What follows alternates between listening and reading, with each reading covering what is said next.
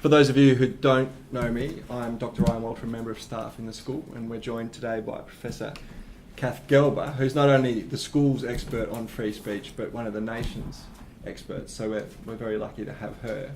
So the format for today is that I'll ask Kath a few questions so that she can give us the lay of the land, as it were, and then we'll open it up for further questions to Kath. So, Kath, to start then, could you say a few things for us about how we might think about the role of free speech in a liberal democracy such as Australia? Thank you. Well, there are a lot of generic arguments around about why free speech is important, and the most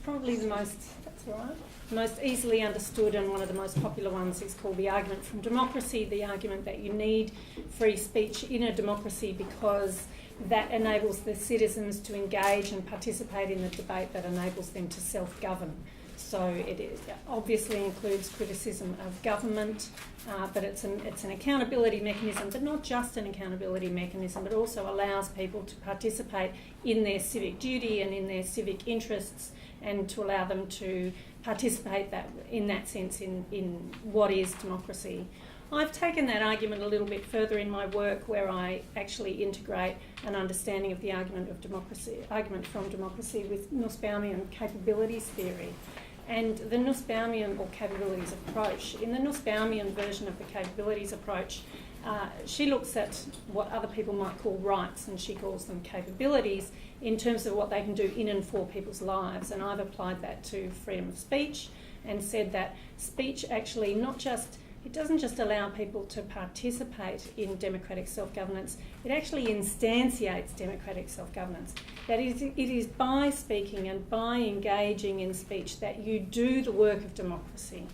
So it's a bit more of a robust kind of conception of the democratic argument than the typical one. But fundamentally, I truly believe that free speech is absolutely essential to democratic governance. Not just because it enables people to criticise government or know what government is doing, but more because it actually instantiates what people need to do in order to be civic people, in order to have civic duty and be able to enact civic duty. You need to be able to participate in the speech that enables you to develop your own ideas, to criticise other people's ideas, etc., and to participate in governance. I mean, even if free speech, as you say, is essential, it's never been a free-for-all. So obviously there's 18C, which has been in the Australian media recently, which we'll get you to talk about in just a bit. But apart from 18C, in Australia and other liberal democracies, there are legal instruments that regulate what a person can and can't say. Could you talk us through the leading instruments in the Australian context? Yeah, so you're absolutely right that freedom of speech is never absolute, even in the United States, which is often regarded as having absolute free speech protection. That's not true. They do in the United States protect the speech that is considered part of public discourse, very difficult to define, of course, but that's the kind of speech that is very strongly protected. And even in the United States, there are narrow exemptions, or not exemptions, but there are narrow categories of speech that aren't considered to warrant First Amendment protection. So in each country, the balance between how much protection you give free speech and how much speech you regulate is slightly different according to the history and social mores of that country. Even in countries which have relatively strong protections of free speech isn't protected absolutely. So typical restrictions on free speech are restrictions in defamation, for example, restrictions on child sexual abuse material. I just recently read an article that said we should stop calling it child pornography, we should start calling it child sexual abuse material, in recognition that it's impossible to produce that material without child sexual abuse occurring. I like that idea. So child sex abuse material, obviously people draw the line differently on obscenity, but obscenity is typically restricted, but also things like incitement to commit a crime. It's in most countries, if not all, it's illegal to incite somebody to commit a crime. So it's purely your words that are being used there in order to incite somebody else to do something, and also conspiracy to commit a crime, those kinds of things. So there are very wide-ranging restrictions on free speech, even in countries which protect free speech to a large degree. Well, if we move then to the hot topic of the moment in our country, 18C, what does that part of the law require of speech? And in your view, is it a good piece of legislation? Section 18C is the federal racial hatred provision. So in Australia, when the federal government ratified, in fact, the International Convention on the Elimination of Racial Discrimination and then subsequently enacted the Racial Discrimination Act 1975, they said at the time that they intended to they had a reservation on the hate speech provisions of that international instrument, and that they intended at the first possible opportunity to lift that reservation and implement laws. Well, it took us 20 years to get a federal racial hatred law, and the one that we have is in the form of Section 18C. And it's very important to realise how limited Section 18C is. So Section 18C, it's a piece of anti-discrimination law, so it's a civil law, and it says that it is unlawful to engage in conduct. It's called unlawful conduct. So it's unlawful to engage in conduct that offends, insults, intimidates or humiliates on the ground of race. It's very important to remember that the way that Section 18C has been interpreted in the courts, including in the Federal Court of Australia, most recently in the Bolt case, is that the kind of conduct which is rendered unlawful under civil law by Section 18C has to amount to a substantial public harm. So it's not the case that Section 18C can be used to make a complaint against somebody who said something that you find merely offensive or you find hurtful. In order for a case to be mounted, it needs to be a significant public harm, or certainly for a case to be a complaint to be upheld, it needs to be a significant public harm. Because it's an anti-discrimination law, a civil law, the first thing that you do if you believe that Section 18C has been breached is that you lodge a complaint with the Australian Human Rights Commission. And the Australian Human Rights Commission has an educative role in these things. So the first thing they do is investigate the complaint, and if they feel that there's a substance to that complaint, they will get the complainant and the respondent in a room and they will conciliate a confidential settlement. So we have a slightly odd provision there in the sense that there's been a public harm occasioned because the act has to happen in public for it to be actionable, but then the remedy actually usually happens privately, happens in a confidential conciliation in the Australian Human Rights Commission offices between the person who complained and the person against whom they made the complaint. Clearly you have to be able to identify somebody to make that kind of a complaint and for that to be successful.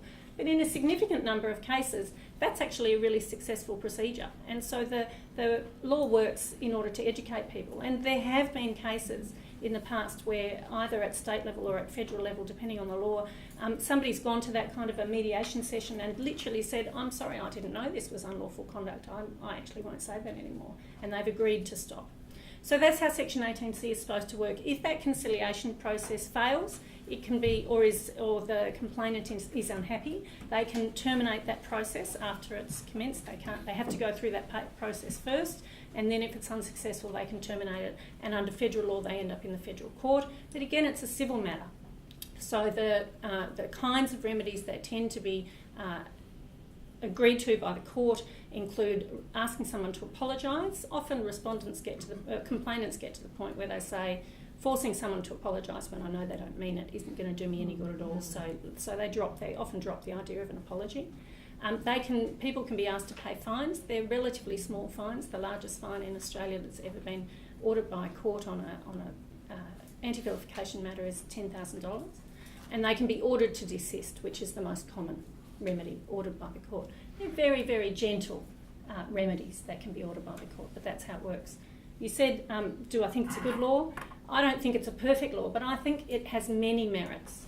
And its most important merit is that because it's a civil law, not a criminal law, it allows us to respond to hate speech, you might call it, or vilification at a lower level, if you like, than the countries that only have criminal law. If you're only going to have a criminal law response, you can only really, because a criminal law response has higher penalties, you can only really act against the most egregious examples. But if you have a civil law response, and Australia is pretty unique in that regard, Canada also has some civil law, but we rely much more heavily on our civil law than Canada does. And although there is criminal law in many states, there isn't federally, but in many states, in the entire country since 1989, when the first criminal anti-vilification law was introduced in Australia, there's been a total of 4 successful prosecutions on criminal law, 3 of them in Western Australia, which has very unusual criminal law because the law that they have in WA is a direct result of very concerted action by the far right in Western Australia, including things like firebombing Asian restaurants, as a result of which they drew up laws that are quite different from anywhere else in the country.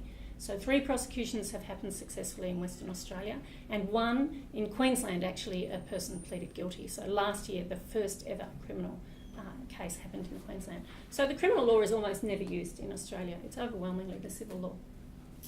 Well, I mean, if we stay with the Human Rights Commission for a moment, as you know, that's been criticised in relation to 18C. For example, Louise Clegg, as you know, practices constitutional law, and she's recently written an op-ed in the Fin Review that says the Commission used to do a good job of quarantining the operation of that law in the manner that you describe, but that the current Race Discrimination Commissioner has been touting for business, and so in a sense it's not so much to do with the law but the way the law is realised through that institution that's changed and has become a problem. Do you think that's a fair set of criticisms? I think it'll be fair to say no. In relation to sort of touting for business, I guess it's the job of every Human Rights Commissioner who works at the Australian Human Rights Commission to educate people in the community about the laws that are available to protect against discrimination. And in my view, Tim Soutphommasane is doing precisely that. He's educating people about the parameters of the law. And he's also doing that in a context in which it's fair to say that racial vilification is quite prominent in Australian public debate. We recently had a first speech by Pauline Hanson, which engaged in conduct which, outside of Parliament, I strongly suspect would have been actionable under racial hatred laws. And we've had pretty significant comments by a number of politicians in Australia in recent years that have been of the kind of comments that would have helped to increase and foment racial vilification. In that context, it's entirely appropriate, I think, for the Race Discrimination Commissioner to remind the community that those laws exist and that they're there to be used, and to encourage people to make the best use of the law that they can. The other thing, though, about Louise Clegg's article was that she, like many other people, very much misrepresented how Section 18C operates in practice by emphasising that the words insult and offend exist in the law, and saying that this means that people can lodge a complaint when they feel insulted or offended. And as I've said to you already, that's not the case. The case law on Section 18C in Australia demonstrates very, very clearly that a substantive public harm needs to be occasioned for conduct to be considered unlawful, and that you cannot make a complaint against something that you just find insulting or offensive.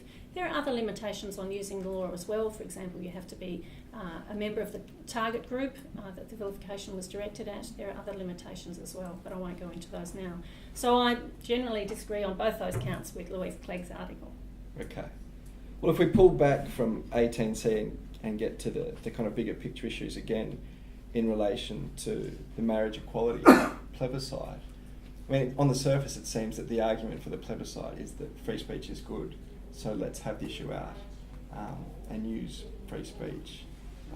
Is that how you see the issue? Well, the Prime Minister has, in fact, I just read just before I came here on the Guardian's website that Labor is now blocked the plebiscite, so it looks like it's not going to go ahead. But the Prime Minister, when he was trying to promote the plebiscite and trying to convince Labor to get on board, said he actually criticised them by saying, "I'm more democratic than you. I want to give the people a say. And you're trying to stop the people having a say, and that's anti-democratic. So I'm more democratic by encouraging people to have a say on this." And my view is that that's superficial. That's a very superficial understanding of what is democratic and what is democracy. And that's not always, we need to be careful not always to assume that more speech is better speech. Speech can do good things and speech can do bad things. And here I get back to my Nussbaumian capabilities theory. Speech can do wonderful things in and for people's lives. And by extension, if it's capable of doing wonderful things in and for people's lives, allowing your intellectual growth, allowing you to make decisions about how you want to live your life and what constitutes a good life, allowing you to interact with family and friends and loved ones, allowing you to establish connections that are essential to your mental and physical well-being, allowing you to communicate with doctors and service providers and all kinds of people about your needs. They're all that's just a tiny selection of the good things that words can do. Words can also do bad things. We know that words can do bad things, and there's at least 70 years now of scholarship in Speech Act theory that tells us that words can do things, and there's at least 40 to 50 years now of feminist scholarship that says words can do, feminist and critical race theory scholarship, that says that words can do really bad things. Words can marginalise, words can discriminate. Words can enact discrimination in the saying of them. That is, they don't just set up a situation in which other people can later discriminate through a discrete act, like an employer refusing to employ you, or somebody refusing to rent you a house, or some discrete act of discrimination. The argument is that through Speech Act theory and critical race theory is that the Speech Act itself is an act of discrimination. It marginalises. There's lots of literature on the psychological effects of being subjected to hate speech continuously. They include everything from increased heart rate and anxiety levels to lack of associative rights, because you're scared to go out to certain places in public and people become scared to befriend you, or loss of social and community benefits and being tied into a community. There's a whole range of harms that can be occasioned by speech. So I've kind of gone off track a little bit from your original question, but if speech can do good things, speech can also do bad things, and I think it's important that we recognise that. Okay. Well, thank you, Kath, for such an excellent introduction to the terrain. For the rest of our time, we'll now open it up to questions and comments from the floor. Thank you for that talk, Kath, and also I think it's very timely, so I'll just take this opportunity to speak freely, I guess, so thank you. Thank you for providing this opportunity. And so the topic, as I understand it, I know you were relating primarily to Section 18C, and that you also are touching upon other issues going on with the plebiscite and whatnot. And so I basically had two different ways that I thought we could problematize the discussion that maybe it hadn't been done before. So, first of all, Section 18C, based on the fact that I'm not Australian, I was looking it up, and I know it was brought by the Keating government in 1995, and that it's in order to make it unlawful for someone to do something that is reasonably likely to offend, insult, humiliate, or intimidate a person or a group of people in terms of their race or ethnicity. So I'd like to make some comments on this, that understanding of reasonable and rationality, before moving on to talking about a little bit about plebiscite and other free speech concerns. But the point here is not that someone or some group may or could cause or take offense. The point here is whether someone can be commonly considered as reasonably likely to take an offense. So the arbiter in this instance is not the emotional answer of subjective experience, but instead is human reason as a rational standard that can be expected and applied in the Kantian sense to and for everyone within the community for the common good. So it's not just about a marginalized experience, it's actually about the community and their perception of reason for the common good. And I also just wanted to point out that the descriptor here is one of race or ethnicity, not sexuality or gender per se. And I know that elsewhere on, in some of your writings in the conversation, some of your discussions that you've had, you state that offense is a word that is used in the criminal code, and so that offense could be something we legally engage with. And I know you cite references to instances sent throughout the mail as one example. And in your recent article for the conversation in August 31, you argue that the free speech right carries with it commensurate responsibilities, primarily the responsibility not to harm others. So yes, on one level I'd agree. However, the responsibility not to harm others must be considered in light of two other considerations before any speech can be rationally defended as harmful in general and practical terms. These are the 2 points at which I'd like to engage with Section 18C in order to problematize it. So the first is the capacity to apprehend reason. So for us to actually be able to apprehend reason. And the second is the subjectivity of the rationalism of offense and how it seems to be limited by a personal experience. This second point has been expressed in a political context quite recently by Senator Leon Helm when he said, if you want to take offense, that's your choice. You have a choice of choosing another feeling. Whatever you want to call me, the only person who decides whether I'm upset is me. That is, offense can be seen as too much a matter of subjective preference to be adequately gauged or defended by the use of a common rational understanding, as he saw it. So, and in both Australia and America, as you mentioned, people take the benefits of free speech for granted without understanding the history and the rationale behind this right. So I appreciate you bringing some context to this discussion. As I know in recent years, activist groups in America as well, including the Foundation for Individual Rights in Education, suggest that many students are becoming unthinking opponents of free speech when they demand protection from offensive words and behaviors. This shift away from freedom of speech towards protection from speech can be traced to October 2013 at Brown University, when crowds shouted down the NYC Police Commissioner Raymond Kelly after inviting him to campus to speak. And I don't think any of us here at Pulses would ever imagine doing something like that. But the fact that that happened is troubling, to say the least. So the primary argument of those who oppose free speech, as I see it, is that free speech must be regulated in the service of democracy. However, in my view, this assertion confuses democratic means with ends. The purpose of democracy is to represent the views and protect and advance the interests of its constituents. The bureaucratic methods of democracy are simply means designed to put in service to that end. If we give priority to the second in place of the first, we conflate the method of democracy, the means, with the purpose of democracy, the ends, and thereby confuse the process of democracy, complicating it with an undue emphasis upon policy and procedure over people and purpose. The result can only be alienating and pointless, to say nothing of complicated. We're almost done. Free speech guarantees a marketplace of ideas, like you talked about, that allows the truth to be ascertained and the highest vision of the common good to be identified and pursued. So you only have to go back as far as John Milton and his Areopagitica, that when he said that, though all the winds of doctrine were let loose to play upon the earth, so truth be in the field, let her and falsehood grapple, and whoever knew truth put to the worse in a free and open encounter. So the basic idea, historically, is that truth is greater, stronger, more convincing, more reasonable, as we would say probably now, than any idea that opposes it. So I understand that you're applying free speech primarily to racial vilification and also discussion of gay marriage in the Australian context. However, this discussion, as I see it, is also a matter of a very basic right, the freedom to believe, to discuss, to decide, including religious freedom, in that it relates to what I consider, to really be the most basic right. And in that, if we're able to come up with our own ideas, to reason, reflect, and discuss, they all go in hand with the ability not only to believe, but to some extent assert that belief. So, Rebecca, we might have to Okay. wrap it up there.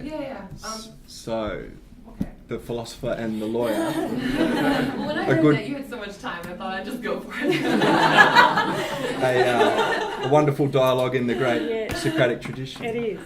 Thank you. There's a lot in what you said. I'll deal with a few points as best I can. Firstly, the question of reasonably likely. So the reasonableness test is very, very well known in Western legal systems, that you have a reasonableness test. So there's nothing unusual about that.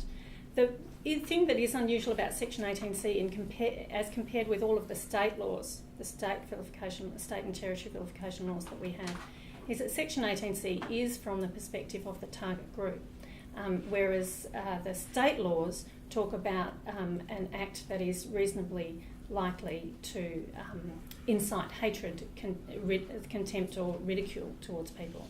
So the state, except for WA and except for South Australia, which have different laws, but all the other states have legislation which is written in roughly the same way and which talks about inciting people to hate the target group. But Section 18C does actually focus on the perspective of the target group. So in each, and who the target group is, though, is determined in the context of each case. So interestingly, if you read Justice Bromberg's judgment in the Bolt case, the target group that he had to consider was fair-skinned Aboriginal people. Yes. So the target group needs to be assessed on a case-by-case basis. So you said something about human reason as a rational standard for everyone. That's not how it's applied in how Section 18C works. You're absolutely right that Section 18C is restricted to race only. In many of the states and territories, there are other grounds that are protected grounds for vilification. The most common are sexuality or homosexuality, depending on what word is used in the legislation. Disability, HIV status. They're in 3 jurisdictions. Religion is explicitly a protected ground, but in others it's not. And there's an interesting clause in Tasmania which has never been used, which I believe was drafted by Jocelyn Scutt, but I haven't been able to ask her yet, which I think introduces for the first time into Australian law a gender vilification clause, but it's never been used, so that's interesting. Then you talked about the responsibility not to harm others, and if you want to take offence, that's your choice. I completely disagree with that view. So I recently was asked to debate on Radio National a man called Brendan O'Neill, who's the editor of an online magazine called Spiked, and he's a free speech libertarian. And he was trying to make this point, that offence isn't given, it's taken. And so to make his point on Radio National on a Sunday morning, he called me a butthead twice.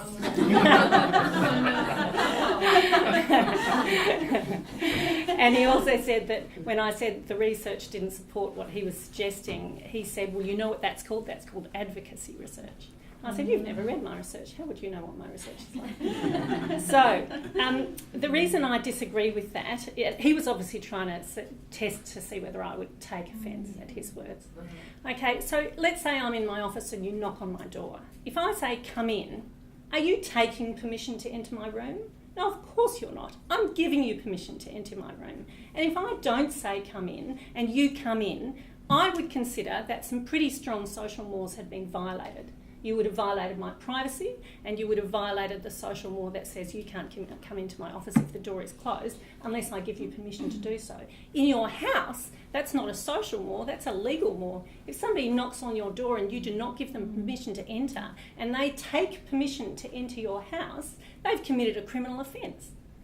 To suggest that it's different when you're using racial vilification, that somehow the targets of that racial vilification are taking offence and you're not giving it with your words is just a complete fallacy.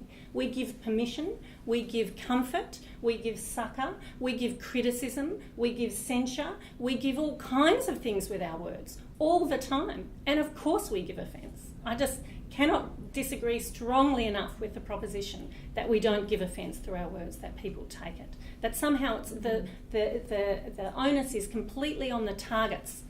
So not only do the targets need to bear this discourse as a part of their everyday existence, and Luke McNamara and I did a large project on the impact of hate speech laws on Australian public discourse over 25 years, and we spoke to the target communities, and this is a daily experience for them.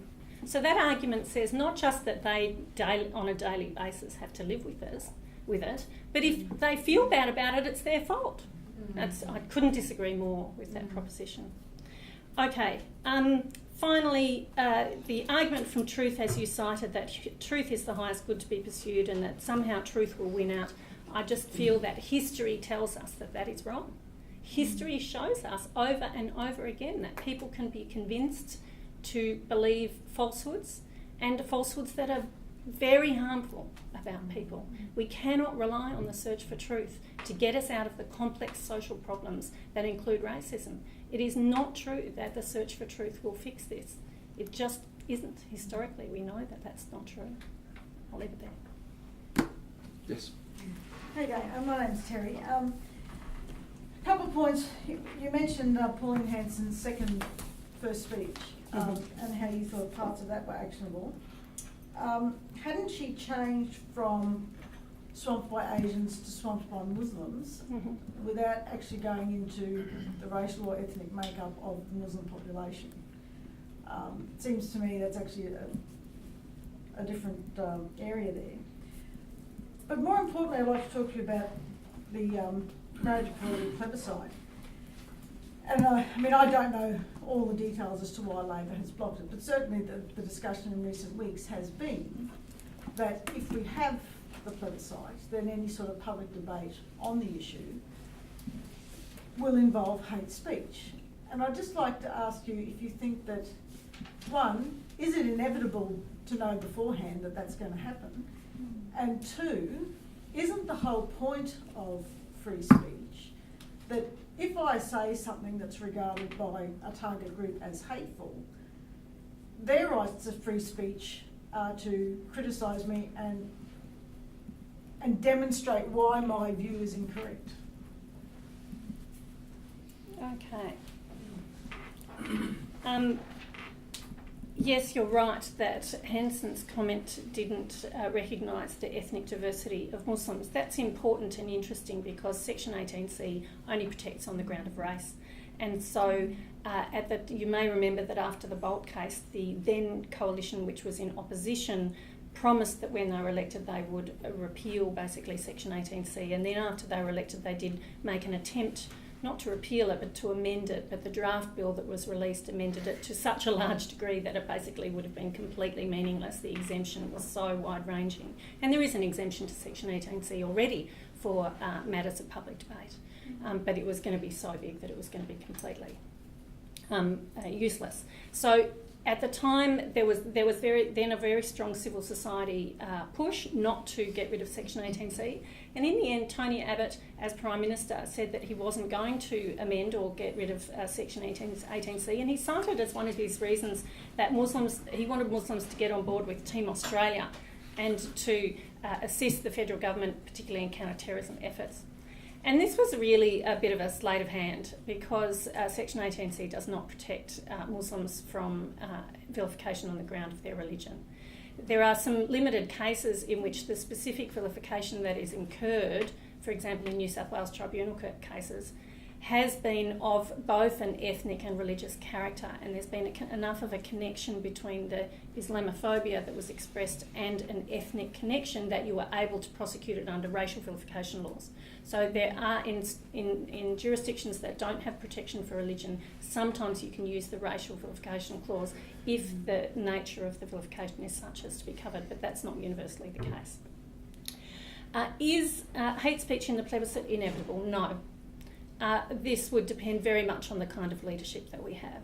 The kind of leadership that we have right now is a leadership that says hate speech won't occur, but pays no attention to leading the conversation in a way to make that happen. And in fact, as we know now from a leaflet that was released 2 weeks ago, I believe, there are members of the coalition and a party around the country who, I think it was in New South Wales, who recently released a leaflet that contained some pretty hurtful comments. I haven't seen the content of the leaflet and I don't know if it would be considered actionable. But you can't just say, let's have a debate that's nice. If you don't lead it in that direction, if you don't ensure that that is the case by practising a politics that will instantiate that will make that happen. And we're not getting that kind of politics practised by our leaders. And there's certainly some evidence that the people who want to oppose the plebiscite want to use things that they suspect will get them into trouble under state-based laws that do cover sexuality as a ground, because they've asked for those laws to be suspended for the term of the plebiscite discussion. So the Australian Christian Lobby has asked for those jurisdictions where sexuality is a covered ground in anti-vilification law to have those laws suspended for the duration of the plebiscite. So they know they're going to say things that don't just oppose same-sex marriage, but go further than just opposing it on policy grounds. Don't people have the right to criticise the arguments? Of course they do. The point I was trying to make before, though, is that speech is capable of doing some bad things. And bad speech is capable of preventing people from doing that, preventing people from doing precisely what you want them to do. So it's not a level playing field out there. If the speech of person A actually prevents person B from doing what you want them to do, then there's an argument there that there should be some kind of a regulatory response. The form of that regulatory response is open, but there could be some type of a regulatory response so that both of them can engage in the debate. And so to my mind, what vilification laws do is they don't say that any topic is off limits. No topic is off limits. What they say is, if you're going to talk about, for example, opposing same-sex marriage, do it in a way that doesn't vilify people. Yeah, I was actually thinking in broader terms in the sense of, if someone were to make a comment in say something like the plebiscite, in the argument about the plebiscite, it wouldn't only be gay, lesbian, transgender people or whatever who would have the right to argue against them. It would be anyone else who had goodwill toward them, who wouldn't be frightened into silence. That might be true. Yes. But that's kind of what I can understand how, if you are the subject of constant kind of ill will and speech that does kind of frighten you into silence or that, then yes, your right to free speech is obviously compromised. But everyone else's who has goodwill towards you isn't necessarily in the same position. That's true. I would agree with that. John. Thanks. I saw the really interesting paper I just really wrote down. 2 comments. Firstly, speech acts versus structural violence. I'm interested in this. We talk about the idea of that speech offends, and obviously it doesn't. Speech can have really detrimental effects on people, but equally it has those detrimental effects on people because there's already racist structures, sexist structures in place. So I guess what's the relationship between these two things? And is the problem that low-income is showing up kind of not in the direction he wants, but the problem he's showing up maybe is the way we're targeting racism and sexism as mere speech acts might actually confuse and muddy the waters. Like he's able to say, oh well, you're only offended because you choose to be. And it's like, well no, you're offended because this is just symptomatic of your broader kind of exploitation, your broader sense of being subjugated by, capitalism, patriarchy, racism, whatever you want to call it. I'm interested if you could reflect on that. And second point is about history. I'm a historian, so when history comes up, I'm just like, ooh, hello. Hello. But I'm interested to say that racism can't be targeted, that the racism is almost like too complicated to be dealt with by people who are engaging in social movements. And I just don't think that's the case if we look at history. If we look at, say, the civil rights movement, which really targeted racism on the streets. It brought people out to campaign. And it had effects both in the legal system in terms of the Civil Rights Act, but I think that was quite a weak and watered down act, and in a way where the governments act in terms of social movements is they tend to kind of marginalise, co-opt them and whatnot. So I don't know if the state policing racism is necessarily what we want. What we want is a strong social movement of people who are actually out there trying to change the system. Yes, thank you. All very good points. So you reminded me of the critical race theorists again. So one of the fundamental reasons for the emergence of the critical race theory movement was, and they were very careful to say that they weren't trying to put down or denigrate or in some way sort of negate the positive gains that the civil rights movement and that civil rights legislation and anti-discrimination legislation had made. But they did want to point out that when we treat incidences of racism, as our law does, as aberrant, from a system that is otherwise good, we are misunderstanding it. So, and that's what anti-discrimination law does. It treats an incidence of racial discrimination or racial vilification or sexual harassment, etc., as aberrant and says, you've been naughty, you need to change your behaviour and you need to behave appropriately. Now, on one level, it of course sets a standard for appropriate behaviour, so it tries to do more than just that.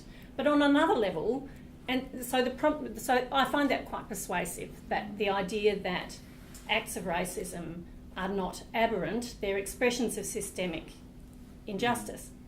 At the same time, I'm then caught, so what do you do about it? I still think that anti-discrimination laws are good. I still think having the law that sets the standard, that says we don't want people to vilify, we want people to talk about anything they want to talk about and any policy issues, etc., but in doing so we want them to be careful about the words they use. So their freedom of thought is completely untouched, their freedom of belief is completely untouched.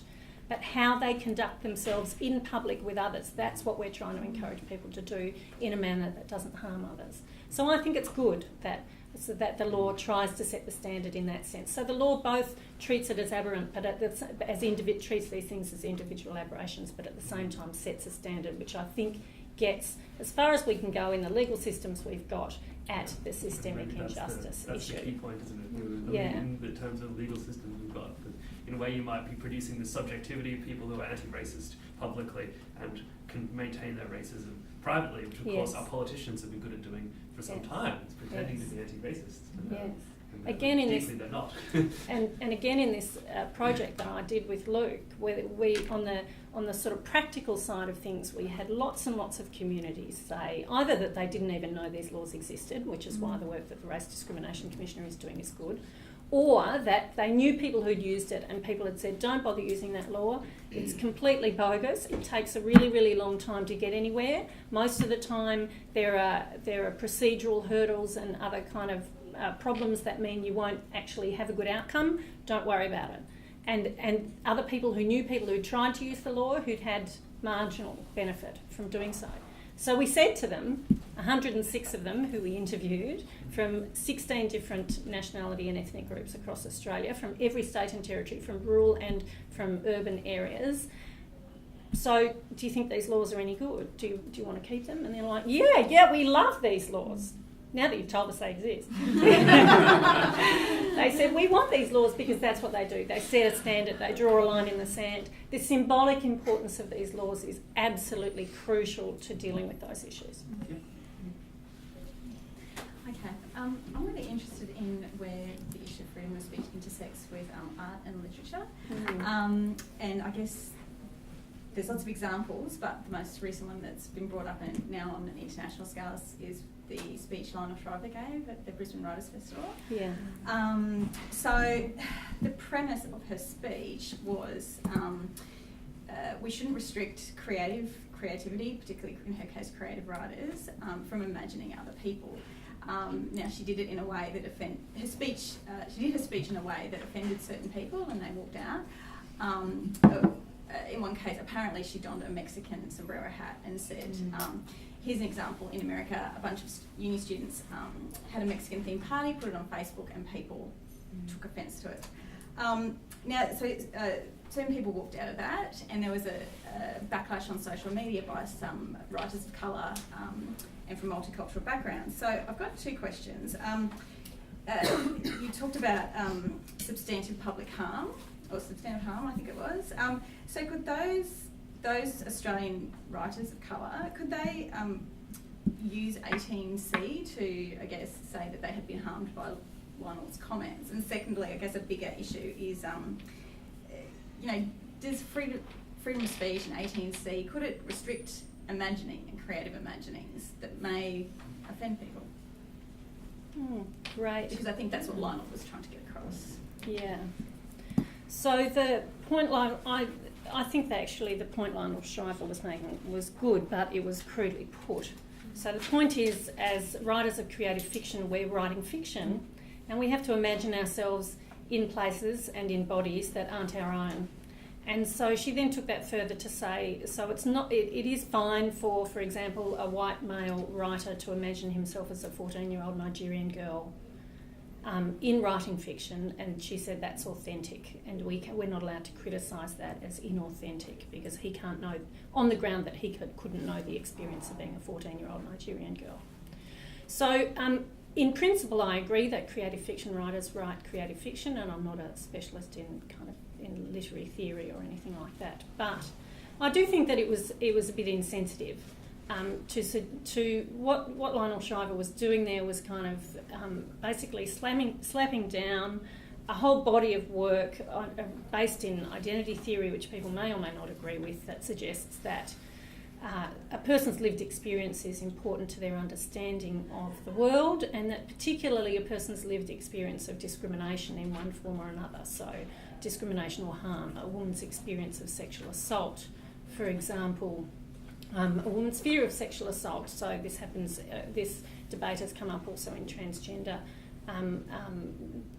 literature, where some women who oppose male to female transgender people identifying as women say they don't know what it's like. They didn't grow up knowing what it was like, to that fear that you grow up with as a woman all the time. They just don't know what that's like. So I don't support the extremities of either position. I don't support the extremity of the identity politics that says you must have, there's this hierarchy, I guess, of discrimination, and that you can't speak for somebody if you haven't experienced that yourself. I don't agree with that. I think the idea that people can have loyal friends and collaborators who are able to speak for them is a good thing. And the more solidarity we can get across division, the better. So fundamentally, but at the same time, there needs to be a bit of a sensitivity to it, and I think Lionel Shriver displayed, probably deliberately, no sensitivity to that. Could people have used Section 18C against her speech? I doubt it very much. I haven't listened entirely to the podcast, but I doubt it, mainly because of those exemptions I mentioned before. So there are exemptions for fair reporting of matters of public debate, there are exemptions for artistic activities, and there are exemptions for scientific research activities, and there are exemptions just for matters in the public debate. So in fact, to my knowledge, in the 25 years that Pauline Hanson has been on the Australian political scene, there has been, to my knowledge, not one successful vilification complaint ever lodged against Pauline Hanson. So these exemptions are very operative, and I think that would make it impossible to use Section 18C. I think the US example you used, what's going on in the US, and Rebecca referred to it a bit as well earlier, there are very few ways in the US in which you can find a way around those First Amendment protections when it comes to hate speech, which is often very much at the core of political discourse, so at the core of what's protected under the First Amendment. And one of the problems with there being very few ways around it is that people have got these very hardened positions which leave very little room to manoeuvre. But one of the ways that you can get around it, and people have been trying to get around it, is on campus speech codes. So for at least a couple of decades in the US, individual university campuses have tried to set up internal speech codes as part of their code of conduct for students on campus that try to prevent people from engaging in vilification, because you can't do that on a statutory basis because it'll be chucked out by the First Amendment. And so you've ended up with these incredibly fraught situations on universities. There's also a huge debate in American universities about trigger warnings, the idea that academics have a responsibility to warn students in advance that there may be triggers in the content of the material that they're putting forward that may trigger memories or harmful memories in people who've experienced perhaps sexual abuse, or people who've experienced racial abuse, etc., which means that university lecturers who have no qualifications in this are being asked to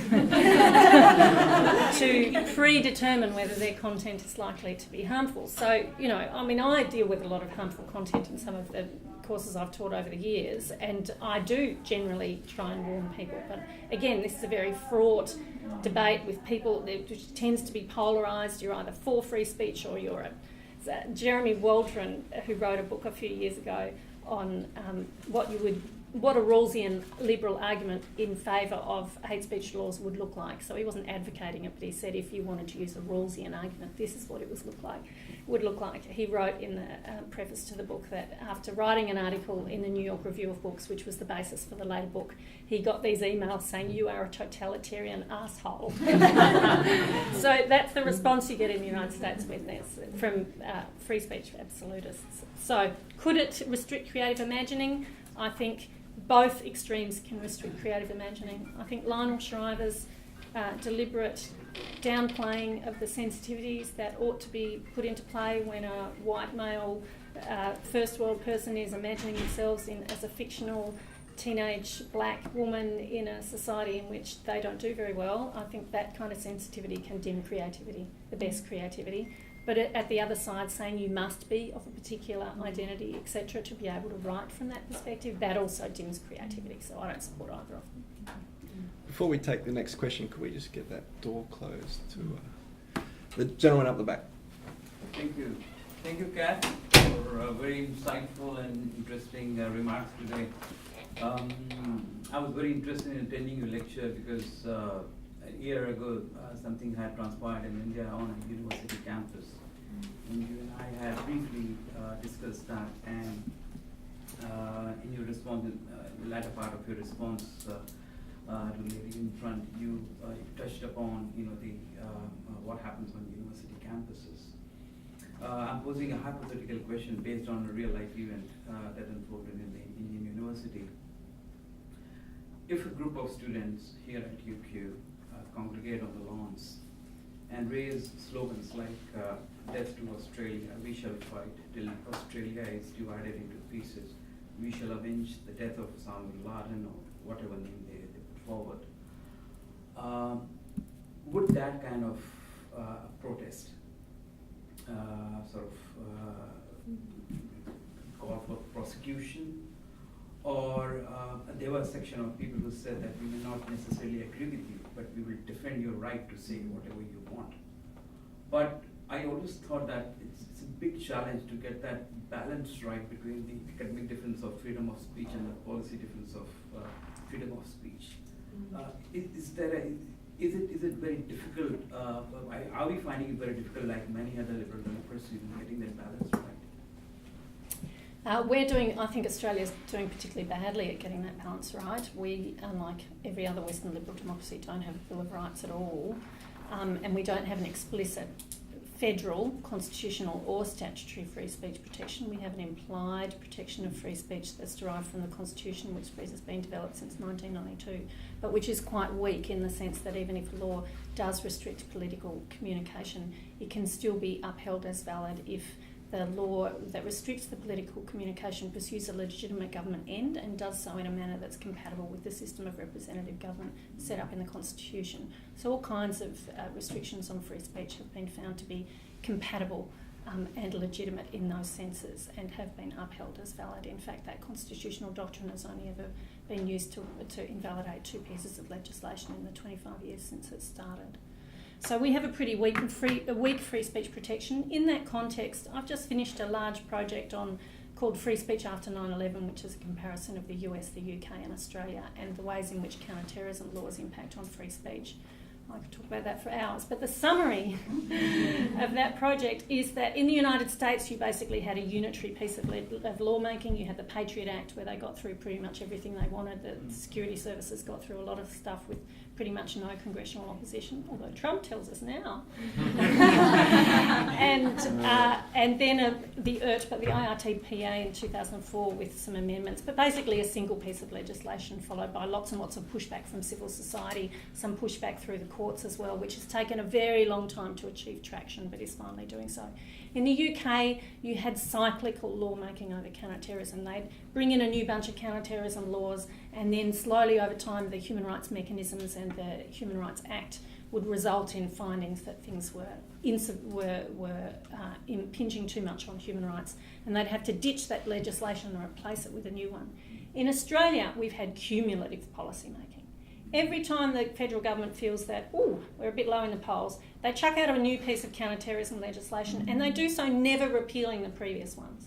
So we're now up to 66 pieces of counter-terrorism legislation since 2001. Kent Roach calls us hyper-legislators on counter-terrorism. Ridiculous number of counter-terrorism laws, many of which infringe on freedom of speech, and do so in completely over-broad ways. And if you want to read how, read my book. So those students, they'd likely be targeted by counter-terrorism agents if they were to do that. On sedition, they were targeted on sedition laws. Well, they're now called urging violence offences, either urging violence or advocacy of terrorism offences. I'm not saying that's necessarily a good thing, but that's probably what would happen to them. The more interesting question that you raise is, because they're saying death to Australians, is that vilification? So my position, because as you've heard, I relate vilification very much to discursive acts of discrimination, and to me acts of discrimination can only occur in a structural system in which those who are vulnerable to discrimination can be identified. So by definition, David Leon Helm, who's lodged a complaint under Section 18C, is almost certainly going to fail because he complained about being called, I don't know, a white privileged man. That's, well, I'm sorry, talk about the truth. This is not an act of discrimination. So even to say death to Australians isn't an act of discrimination against Australians. It's not that Australians aren't marginalised and discriminated against groups structurally in Australian society. Now, not everybody agrees with me on that. That's how I understand hate speech. And it's interesting that the legislation, it does say the ground of race, but it doesn't explicitly say it has to be a minority race. Although it's also true that the interpretation of the racial provision in Australian racial vilification law on the ground has tended to be that white people have failed, and white people have tried to lodge racial vilification complaints before, and they tend to fail. They don't always fail, but they tend to fail. I only know of one case where it didn't fail. In the really early days of the RDA and whatnot, most of the complaints were by British people Yeah. saying that they were being really cool discriminated polls. against. Yes, that's right. Or the man who wasn't let into the Coogee Women and Children's Pool and complained about sex discrimination, those kind of things. But, so, the more interesting thing is, am I right? Do vilification laws only apply to, in a particular context, the identifiable discriminated against minorities in that political context? And so I'm having this debate with Jim Weinstein, right? He's a big First Amendment scholar in the US, and he says, but Kath, you just want to regulate the speech you don't like and permit the speech you like. It's just not okay. It's just based on what you like. And I say, no, Jim, it's about the democracy argument. And he says, well, you know, what about people? So I like political protests, okay? I think laws that restrict political protest, mostly, unless they're very narrowly drawn, mostly the laws that we have that restrict political protest are too wide. And he says, and I say, but protest is good. And he says, well, what about somebody protesting against a war, say the anti-Vietnam War protests? And I say, yeah. And he says, so when those soldiers came home, they were discriminated against. They were treated badly when they got home because they had been conscripted into an unpopular war. So that's harm. Oh, I said. So, Jim and I am in the process of trying to write a principle, right, which I think combines somehow discriminated against marginalised group. Obviously, it has something to do with power, has to do with systemic injustice, you know, all these things. I'm going to have to write a principle. I haven't written this yet. This is my to-do list over the next 2-3 years so that I can prove Jim wrong and say there is a principle, and it's not just that I like to regulate the speech I don't like and permit the speech I like. There's a principle. So I'm trying to work out what it is.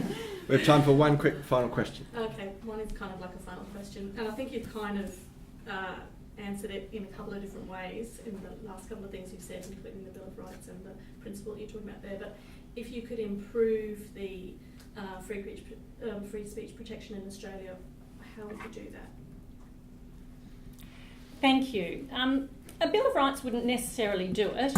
I mention a Bill of Rights because I used to be, like many people in Australian politics, a bit of a fence sitter. So the strongest argument against Australia bringing in a Bill of Rights is have a look at all the countries around the world that have Bills of Rights. Do they treat people better than we do? No. So I find that argument pretty persuasive. It's very evidence-based.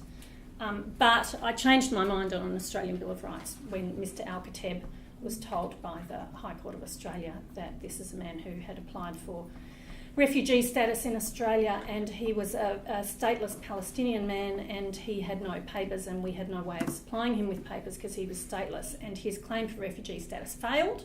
And the Migration Act says that when a claim for refugee status fails, we have to deport them as soon as is practicable.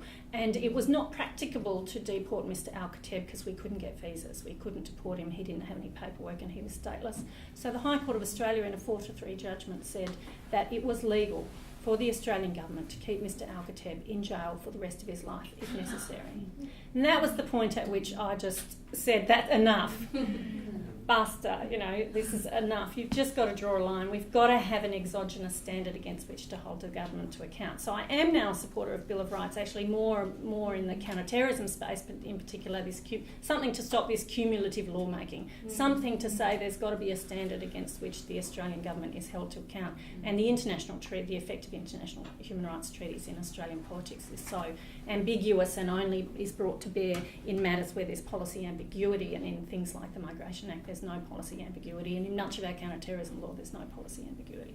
So I do now support a statutory Bill of Rights on that ground, but I don't necessarily think that's the best way to protect free speech. It would help, but it won't. I mean, we want to have a Bill of Rights that was like New Zealand's, where you can still have limitations on a right as long as those limitations are necessary and proportionate. So that in itself wouldn't necessarily solve this problem, although we might have more challenges than we currently have, because it would be a stronger free speech protection than the implied freedom. But the other thing I'd like to do is just sit down with George Brandis and draw a red line through, about 50 pieces of counter-terrorism legislation and etc. He gave the Politics annual lecture 2 years ago, I think, and at the time... Sorry? It was well attended. It was well attended. And at the time, he was proposing a new advocacy of terrorism offence, and he already had the urging violence offences. And I said to him, if you get the advocacy... I said, why do you need both? And he gave me an answer which was completely not true. He said, well, I've been advised that the urging violence offences require demonstrated likelihood that violence will occur. Absolutely not true. And I said, okay then, if you get the advocacy of terrorism offences through, how about you then repeal the urging violence offences, because they do the same thing and you won't need both. I'll think about that, he said. I haven't seen him since, but needless to say, nothing has been proposed to be repealed. I am going to see him in November, actually, so I might ask him again. So I just think that there are a number of laws that you just need to draw a red line through. I don't know if a Bill of Rights would help us do it or what, but there's just a huge number of laws I'd draw a red line through. Do any of them contradict each other? If there's 66 pieces of legislation, you expect some contradictions. No, they tend to just build on each other. They just tend to be cumulative and it gets bigger and bigger. The types of ways you can be captured by these offences are big. So I'll just give you one example. So the way that advocacy of terrorism is defined for two purposes in Australian counter-terrorism law: firstly, to prescribe advocacy of terrorism itself, which is itself a criminal offence, and secondly, organisations that advocate terrorism can be proscribed or banned, and if you're a member of them, that's a criminal offence. And so the advocacy is defined as indirectly promoting, directly or indirectly promoting or encouraging or urging. And the indirect has a clause that says indirectly praising, or indirectly, I'm not sure if it says praising, but indirectly making comments that present a substantial risk that someone, regardless of his or her age or any mental impairment that that person might suffer, to engage in a terrorist act. So you say something that a mentally ill person takes to mean, or your students say something that a mentally ill person, like that guy in Canada or like the guy in Orlando, Florida, takes to mean that they should actually commit to a terrorist attack. That's actually a criminal offence under the legislation, regardless of their age or any mental impairment that they might suffer. There's nothing like that in any comparable legislation. The UK certainly doesn't have a clause like that. And when Philip Ruddock was pressed at the time, why are you putting that in the legislation? In fact, I used to have a cartoon on my door which had an Anglo-looking couple sitting in their lounge room saying, we've really got to stop these Muslim kiddies being incited to terrorism. And behind them was their teenage son playing war games on a computer game. You know, that's permitted.